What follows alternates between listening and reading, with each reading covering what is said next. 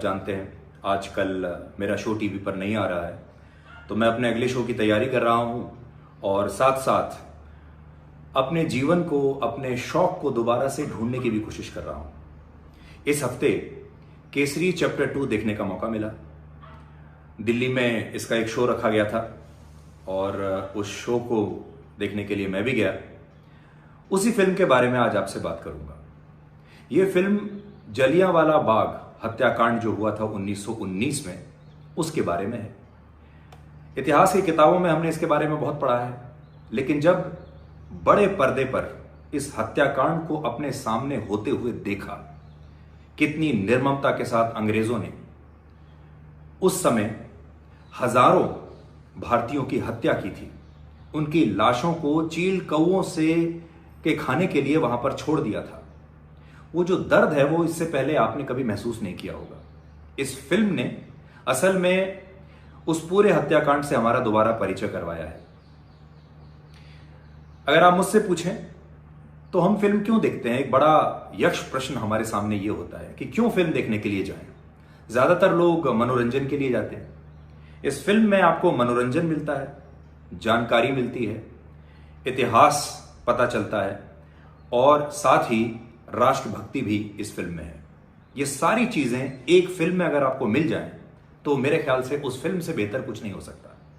अक्षय कुमार एक ऐसे स्टार हैं जो सिर्फ मनोरंजक फिल्में बनाकर सैकड़ों करोड़ रुपए कमा सकते हैं, लेकिन यहां पर अक्षय कुमार की तारीफ करनी चाहिए कि कुछ स्टार हमारे देश में अभी भी ऐसे हैं जो अपनी जिम्मेदारी को समझते हैं, जो ये जानते हैं कि अगर इस देश के लोगों ने उन्हें इतनी ताकत दी है, उन्हें इतना लोकप्रिय बनाया है, तो इस लोकप्रियता को कहां इस्तेमाल करना है। क्या सिर्फ पैसा कमाने के लिए इस्तेमाल करना है, या फिर ऐसी फिल्में लोगों के सामने लेकर आनी है जिससे समाज में भी एक नई चेतना आए, जिससे लोगों को अपने इतिहास के बारे में पता चले। और यह बिल्कुल एक ऐसी ही फिल्म है। हमने अक्सर यह पढ़ा है कि फिल्में हमारे समाज का आईना होती है। यह फिल्म असल में आपको हमारे इतिहास का आईना दिखाती है। ये एक बहुत मशहूर वकील सर शंकरन नायर की कहानी है, जो एक जमाने में ब्रिटिशर्स के साथ काम किया करते थे, लेकिन जब जलियांवाला बाग हत्याकांड उन्होंने देखा तो वो अंग्रेजों के खिलाफ हो गए और अंग्रेजों की ही अदालत में, एक अंग्रेज जज के सामने, अंग्रेजों के सिस्टम के सामने उन्होंने अंग्रेजी हुकूमत के खिलाफ ये केस लड़ा, हजारों भारतीयों को, उनके परिवारों को इंसाफ दिलाया और पूरी दुनिया के सामने यह साबित कर दिया कि इस हत्याकांड के पीछे अंग्रेजों की गलती थी और उनके खिलाफ एक्शन होना चाहिए।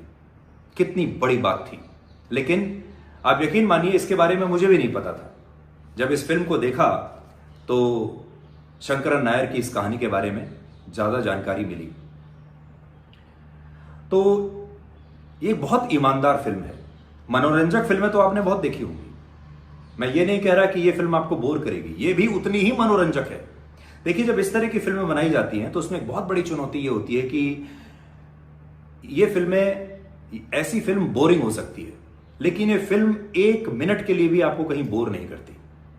तो जो इस फिल्म के राइटर्स हैं, उन्होंने बहुत शानदार कहानी लिखी है, पटकथा एकदम कसी हुई है, डायरेक्शन बहुत अच्छा है। सबसे बड़ी बात यह है कि अक्षय कुमार को जब आप देखते हैं स्क्रीन पर तो आपको ऐसा नहीं लगता कि आप अक्षय कुमार को देख रहे हैं, आपको ऐसा लगता है जैसे आप शंकरन नायर को देख रहे हैं। बहुत जबरदस्त एक्टिंग उन्होंने की और ऐसा लगता है कि वो अपने इस किरदार में डूब गए।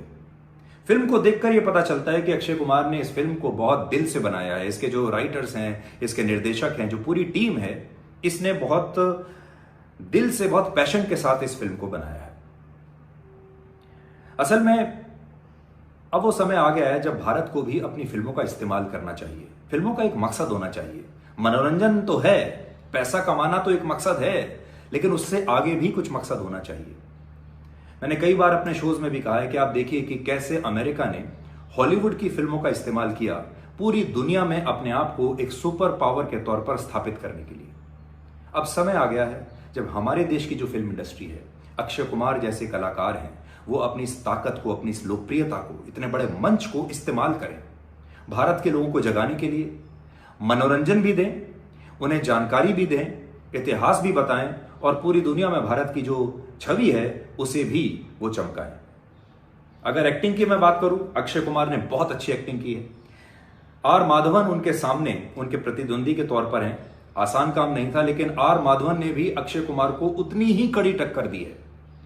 अनन्या पांडे भी इस फिल्म में है। अनन्या पांडे को आपने इससे पहले बहुत ग्लैमरस रोल्स में देखा होगा, लेकिन इस फिल्म में उन्हें एक बहुत शानदार मौका मिला है एक गंभीर किरदार प्ले करने का, और इसमें वो अक्षय कुमार की एक जूनियर बनती हैं, उनकी सहयोगी बनती हैं, और अनन्या पांडे ने जो मैच्योरिटी इस किरदार के लिए चाहिए थी वो उस किरदार में, अपने रोल में उन्होंने वो पैदा की है, और उन्होंने अपने रोल के साथ बहुत न्याय किया है। सो अनन्या पांडे को एक एक्टर के तौर पर शायद आप पहली बार इस फिल्म में देख पाएंगे। तो मैं तो ये कहूंगा कि ऐसी ईमानदार फिल्मों को बनाने की जिम्मेदारी हमारी फिल्म इंडस्ट्री पर है, लेकिन ऐसी फिल्मों को देखने की जिम्मेदारी, इन फिल्मों को हिट बनाने की जिम्मेदारी अक्षय कुमार जैसे जो कलाकार हैं उन्हें प्रोत्साहित करने की जिम्मेदारी इस देश के लोगों की है, इस देश के दर्शकों की है। तो इसलिए फिल्म तो बहुत अच्छी है, मैं आपको ये बताना चाहता हूं, लेकिन साथ ही इस फिल्म में एक सामाजिक जिम्मेदारी है, फिल्म मेकर की तरफ से भी है और समाज और दर्शकों की तरफ से भी है। इसलिए आप जाइए, इस फिल्म को थिएटर में देखिए, और अगर ये फिल्म सुपरहिट हो गई तो ये साबित हो जाएगा कि हमारे देश के लोग हमारे इतिहास के बारे में जानना चाहते हैं। इतिहास में हमारे देश के जो नायक रहे हैं, जिनकी कहानियां अभी तक आपके सामने नहीं आई हैं, उन्हें वो देखना चाहते हैं। वाकई में हमारे देश के लोग अपने देश के बारे में और ज्यादा जानने में इच्छुक हैं, इंटरेस्टेड हैं, वो दिलचस्पी रखते हैं। इसलिए एक फिल्म नहीं है, ये एक आप कह लीजिए एक नया प्रयोग है जिसमें राष्ट्रवाद भी है, मनोरंजन भी है, इतिहास भी है और जानकारी भी है। मैं उम्मीद करता हूं कि फिल्मों के बारे में जो मैं आपको बताता हूं उससे आप सहमत होंगे। ये फिल्म देखने का मुझे मौका मिला, और जब आप इस फिल्म को देखेंगे तो शायद मेरी बातों से आप भी सहमत होंगे।